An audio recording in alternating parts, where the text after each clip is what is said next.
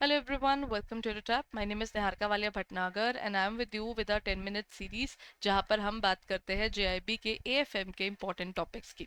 आज का हमारा टॉपिक है टाइप्स ऑफ लीज। इसमें से इस बार तो नहीं लेकिन पिछली बार के कोई एग्जामिनेशंस में इसमें से एक स्पेसिफिक टॉपिक है जिसके बारे में बताऊंगी अभी इसी क्लास के अंदर, जिसमें से क्वेश्चन आया हुआ है।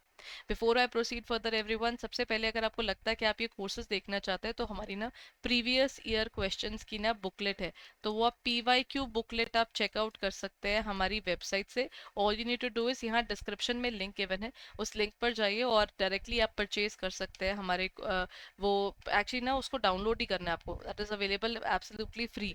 तो आप PYQ बुकलेट तो कोई भी डाउनलोड कर सकते हो, तो जाकर लिंक में से डिस्क्रिप्शन उठा लीजिए, मतलब you can find out that link और वहां से डिस्क्रिप्शन से you can check out that particular area, वो वेबसाइट पर ले जाएगा जहां से आप उसको डाउनलोड कर सकते हैं और आपको आइडिया भी हो जाएगा किस तरह के क्वेश्चंस आए हुए हैं, आंसर्स भी साथ में ही है, इंपॉर्टेंट टॉपिक्स भी हैं और कौन कौन से टॉपिक से पिछले टाइम में ज्यादा आ रखा है, कौन से कम आ रखा है, वो सारा भी उसमें बहुत डिटेल में गिवन है, which will be helpful in your preparation.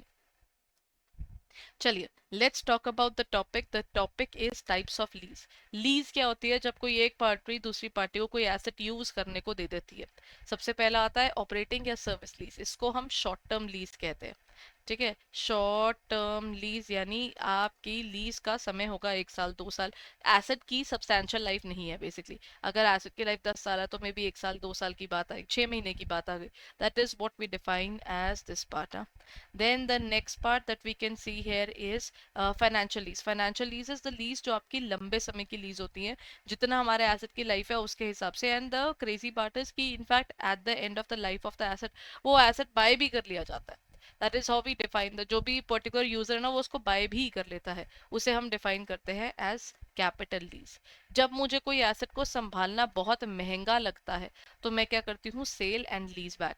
मेरे को वो एसेट तो यूज करना लेकिन उसकी ओनरशिप अपने हाथ में नहीं रखनी, तो मैं उस चीज पर क्लियर हूँ कि ओनरशिप में मुझे महंगा पड़ रहा है तो मैं ओनरशिप किसी और को दे देती हूँ, लेकिन मैं उस एसेट को यूज करने के लिए ले लेती हूँ वापस। तो मैं रेंट दे दूंगी, मेरे को रेंट देने में दिक्कत नहीं है, लेकिन उसकी मेंटेनेंस बहुत है जो मुझसे नहीं हो रही।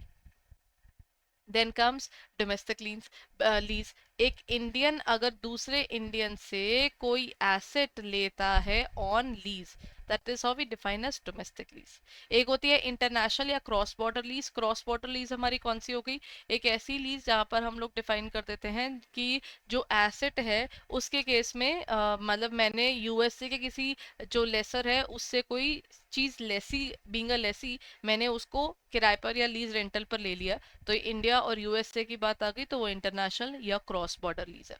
फिर आती है डायरेक्ट लीज। जब कोई एक पर्टिकुलर पर्सन, मेरे पास एक ऑलरेडी कार है जो आपने लीज पर मांगी है 2 साल के लिए, तो एक तो ये आपकी ऑपरेटिंग लीज में काउंट हो गई और ये डायरेक्ट लीज होगी बिकॉज मेरे पास वो कार ऑलरेडी है, आपको पसंद आई और मैंने आपको वो लीज पर दे दी। बट वॉट इफ जो आपने को कार चाहिए वो मेरे पास है नहीं, मैंने आपको बोला आप थोड़ा टाइम वेट कर लो, मैं ना कार अरेंज कर दूंगी। ठीक है, so what it was, I bought that car on bank loan. मैंने वो चीज बैंक लोन पर ली और वो कार फिर मैंने आपको लीज पर दे दी। इसमें फर्क क्या आ रहा है? यहाँ पर मेरे पास वो चीज थी नहीं, तो मैंने क्या किया, मैंने वो चीज बैंक से लोन लेकर, तभी उसे लेवरेज कहते हैं ना। I bought that particular thing because I took it as a loan from the bank और फिर वो मैंने आपको यूज करने को दे दी। So this is leverage lease. तो हर एक की डेफिनेशन भी साथ में गिवन है। सेल एंड लीज बैक क्या है? जबकि एक पार्टी ओन करती है और वो दूसरी पार्टी को बेच देती है और वापस लीज पर ले लेती है, तो sale and lease back. Domestic lease कौन सी होगी? जब हमारे पास इंडियन डोमिसाइल वाले लोग होंगे। इंटरनेशनल कौन सी होगी? जब हम लोग क्रॉस बॉर्डर पर जा रहे होंगे। और डायरेक्ट लीज वो होगी जहां पर एग्जिस्टिंग एसेट या परचेसेस की अगर हम बात कर ले, directly to lease it to the lessor, हम ये लेसर को दे देते हैं कि ठीक है आप मेरे पास एसेट पड़ा है कर लो यूज।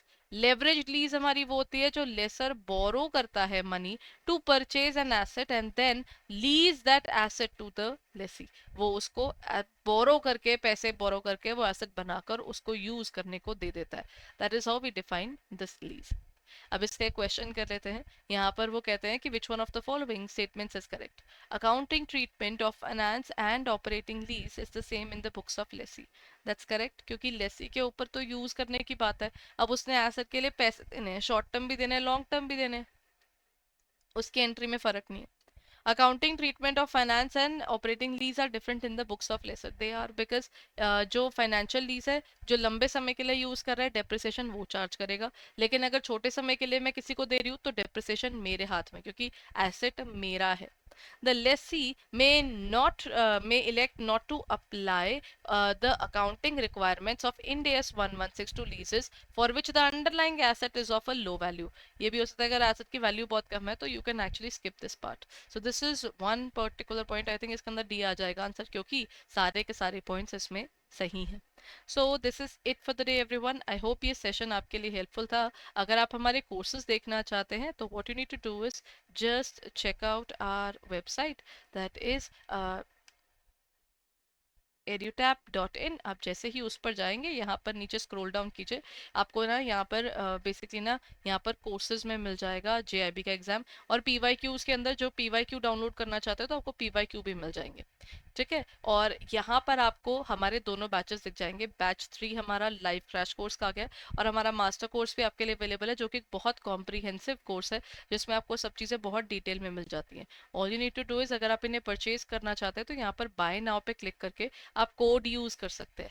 मास्टर कोर्स बहुत कॉम्प्रीहेंसिव है, उसमें by the end of the course जो आपका एग्जाम पास होगा तो उस समय पर एग्जाम के टाइम पर इसमें लाइव क्लासेस मिलती है, बाकी आपको सब रिकॉर्डेड मिलता है. इनफैक्ट छोटी छोटी वीडियोज में मिलता है, जो कि एक हेल्दी वे ऑफ लर्निंग भी है, क्योंकि आराम आराम से आप पढ़ सकते हो अपनी पेस पर.